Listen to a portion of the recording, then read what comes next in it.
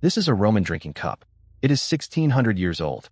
In ordinary light, it glows the color of deep jade, an opaque, cloudy green that seems to drink the light. Now watch what happens when you light it from behind. The green vanishes. In its place, a ruby glow so vivid it looks like molten glass still cooling from the furnace. Same cup, same room, same light, just shining through instead of bouncing off. No other glass in the ancient world does this. No other glass anywhere did this for more than 1,000 years. And when scientists finally cracked it open to understand why, they found something that should not exist. Because the Romans, working in a 4th century workshop with no concept of atoms or wavelengths or light itself, had accidentally built a machine that operates at the scale of 50 billionths of a meter. They had stumbled into nanotechnology. This is the Lycurgus Cup, and it broke physics 16 centuries before physics had rules. The cup itself is extraordinary even before you turn on the light. It sits in the British Museum in London, locked in climate-controlled glass, one of fewer than 50 surviving examples of a type of Roman glasswork so difficult that most ancient writers thought it was sorcery. It is a cage cup, what the Romans called a diatritum. The body of the cup is thick glass, but the outer surface has been carved away entirely, leaving a freestanding lattice of vines and human figures that touch the cup only at tiny, deliberate points. The cage floats around the glass like carved smoke. Carving something this delicate without shattering it demands control that borders on inhuman. You are grinding glass thinner and thinner with a wheel and abrasive powder, feeling your way by touch, removing everything that is not the sculpture. One slip, one moment of uneven pressure, and 1,600 years of labor crack into dust. The scene on the cup is a myth. King Lycurgus of Thrace, who mocked the god Dionysus, and paid for it. In the story, Dionysus sent living vines to wrap around the king's legs and drag him down into the earth. The cup shows that moment. Lycurgus caught, writhing, vines tightening around his limbs while satyrs and the god himself watch from the edges. It is Roman work from the 4th century, probably made in the Eastern Empire where the best glassworkers lived. Beyond that, we do not know who commissioned it or why. Cups this rare were not for drinking. They were prestige objects, proof that whoever owned it commanded wealth and taste on an imperial scale. But the cage carving, extraordinary as it is not the mystery. The mystery is the color. Because when the British Museum acquired the cup in the 1850s, no one could explain why it glowed green in reflected light and turned blood red when you lit it from inside. Nothing else in their collection did that. Nothing else in the world did that. For more than a century, it was simply catalogued as an optical curiosity, a Roman trick no one understood. And then, in 1990, a researcher decided to look closer. In 1990, a team of scientists at the British Museum took a fragment of broken glass from the cup, a piece smaller than a grain of rice, and placed it under an electron microscope. They were not expecting to find much. Glass is glass. It is silicon and soda and lime, melted and cooled. Transparent because it has no structure to scatter light. But when the magnification climbed past 50,000 times, the glass stopped being transparent. The image showed particles, thousands of them, tiny metallic specks suspended in the glass matrix, each one roughly 70 nanometers wide. That is 70 billionths of a meter. You could line up more than 1,000 of them across the width of a human hair. And they were not random. Chemical analysis showed the particles were a precise alloy, 70% gold, 30% silver, with traces of copper. The Romans had embedded colloidal metal into the glass at a scale invisible to the naked eye, invisible to any tool they possessed, invisible to every scientific instrument built for the next 1,600 years. That discovery answered the question of what was happening, but it opened a harder one. How could a Roman glassworker, with no theory of atoms, no concept of nanoscale engineering, no ability to even see what they were making, how could they do this? The answer is they did it by accident, and they almost certainly had no idea it had worked. Glassmakers in the ancient world added metal salts to their melts all the time. Copper made blue, manganese made purple, gold was rare and expensive, but in tiny amounts it could produce a faint ruby tint. The trick was controlling the dose. Too little, and you got nothing. Too much, and the glass turned muddy brown, unsellable. Whoever made the Lycurgus Cup got the balance perfect, but only once. The ratio of gold to silver, the heat of the furnace, the cooling time, the thickness of the glass. Every variable landed in a narrow band where the metal atoms precipitated out as nanoparticles instead of dissolving or clumping into useless lumps. It was a fluke, a magnificent, unrepeatable accident. We know it was unrepeatable because we have never found another one. Not one other Roman glass object shows the same dichroic shift. A few later Islamic and medieval pieces come close, but nothing matches the Lycurgus Cup. The Romans made it, used it, possibly admired its strange color, and then lost the recipe so completely that no one came close again for more than a millennium. But the real shock was not that they had done it. The real shock was understanding why it worked.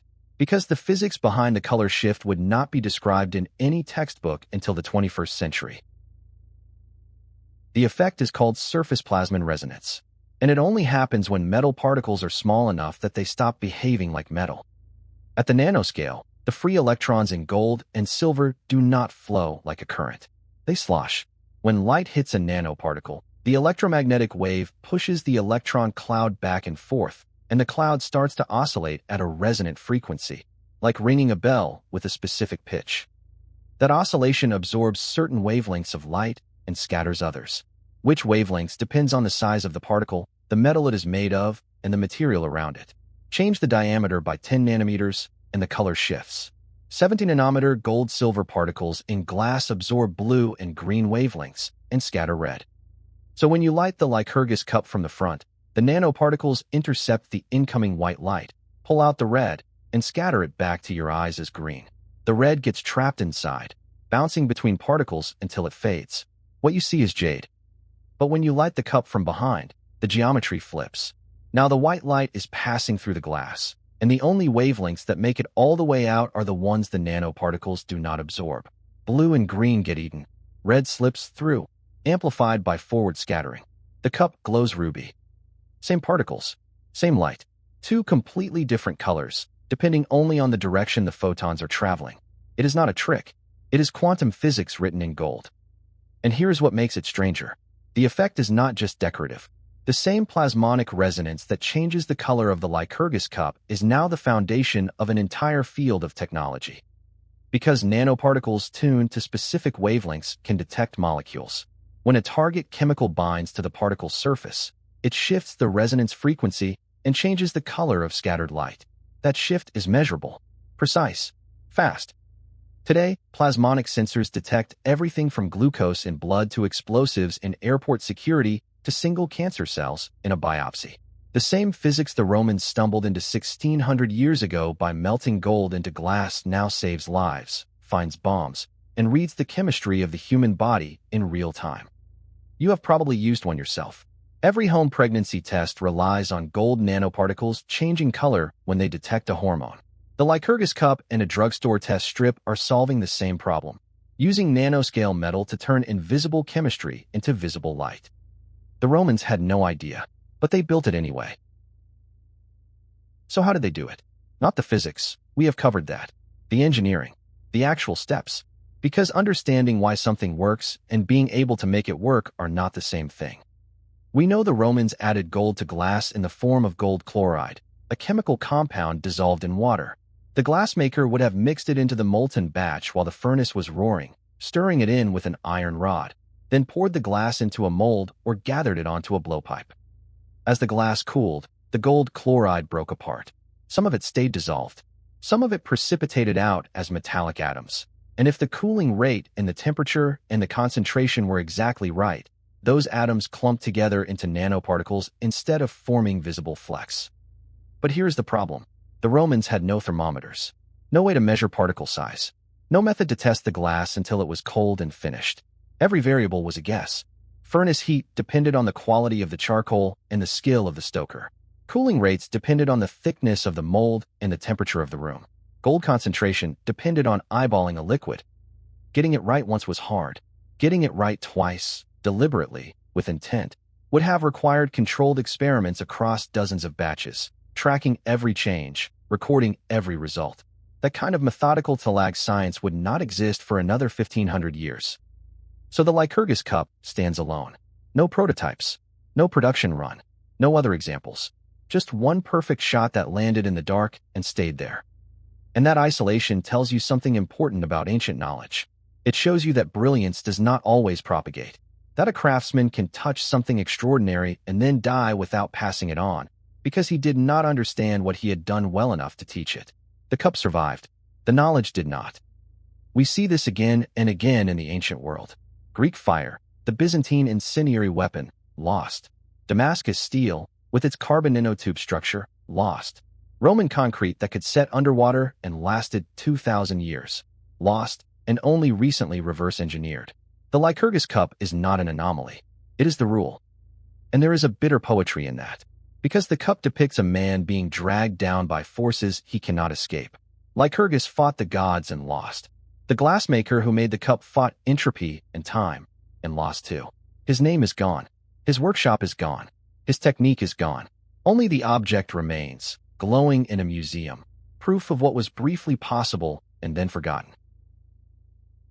So what does it mean? That an empire built something this sophisticated by accident, used it, admired it, and then lost it so completely that when we dug it back up, we needed electron microscopes to understand it? It means that progress is not inevitable, that technology does not automatically compound, that knowing how to do something and understanding why are two entirely different kinds of knowledge, and only one of them survives when the last expert dies.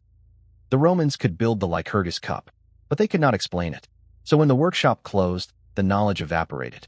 It took 1,600 years before anyone even asked the right questions. And when modern researchers finally cracked the mechanism in the 1990s, they were not just solving a historical puzzle. They were proving that nanotechnology, the deliberate manipulation of matter at atomic scales, was not a 20th century invention. It was a 4th century accident that we had simply rediscovered with better tools. That rediscovery unlocked an industry. Plasmonic nanoparticles are now everywhere. Medical diagnostics, water purification sensors, solar cells that harvest light more efficiently, optical computers that route data with photons instead of electrons. Every one of those technologies traces a direct line back to the physics hiding inside a Roman drinking cup. We did not learn it from the Romans.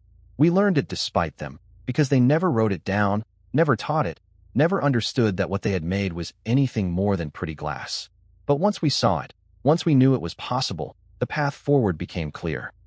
And that is the real legacy. Not that the Romans were secretly advanced. They were not.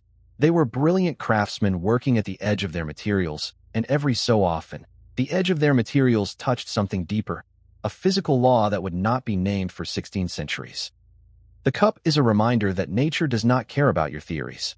The nanoparticles were doing quantum mechanics in that glass, whether anyone understood quantum mechanics or not. The plasmons were resonating. The wavelengths were scattering. The color was shifting. All of it, perfectly obedient to rules no Roman could have written.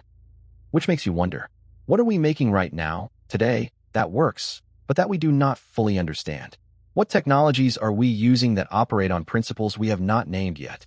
And how many of them will we lose, the way the Romans lost this, before someone digs them up and finally asks why? The Lycurgus Cup glows in the British Museum.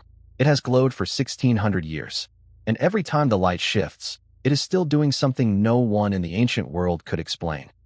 If this rewired how you think about ancient technology, the next one will shatter it completely.